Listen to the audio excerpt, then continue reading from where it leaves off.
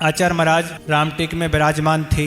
आचार्य महाराज का नाम बहुत सुना था। कुछ 5-6 अजैन बंधु आचार्य महाराज के दर्शन के लिए पधारे और आचार्य महाराज अपने कक्ष में बैठे हुए थे। वह 5-6 व्यक्ति वहां पहुंचे और बैठ गए और सोचा कि आचार्य महाराज कुछ चर्चा हमसे करेंगे, कुछ पूछताछ करेंगे, तुम कहाँ से आए, कैसे आए। पर 15-20 मिनट बैठे रहे, कोई आचार्य महाराज से चर्चा नहीं हुई। वह निकल के बाहर आए, दूसरे महाराज के कक्ष में गए और कहा कि हम आपके गुरुजी के पास गए थे, 15-20 मिनट बैठे रहे, पर उनने कुछ बोले ही नहीं हमसे।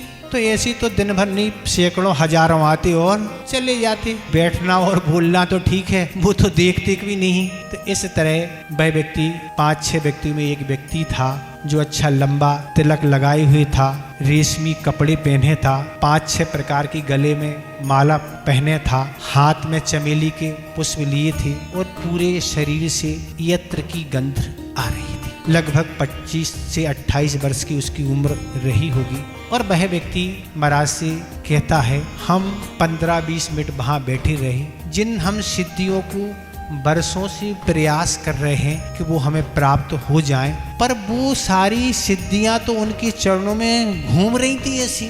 तुम्हारे गुरुदेव तो बड़े दिव्य पुरुष हैं, जिन शक्तियों को हम प्राप्त करने के लिए कठोर श्रम सब कुछ कर रहे हैं, पर वो उनके पास ऐसी सिद्धियां घूम रही हैं और वो तो उनको कुछ लिपट ही नहीं दे रहे और वो घूम रही हैं। तो इसलिए तुम्हारे गुरुदेव तो महापुरुष, कैसी उनको सिद्धियां हैं, हम तो देख के दंग ही रहे, चूंकि भाई जोशी और सिद्धि का था।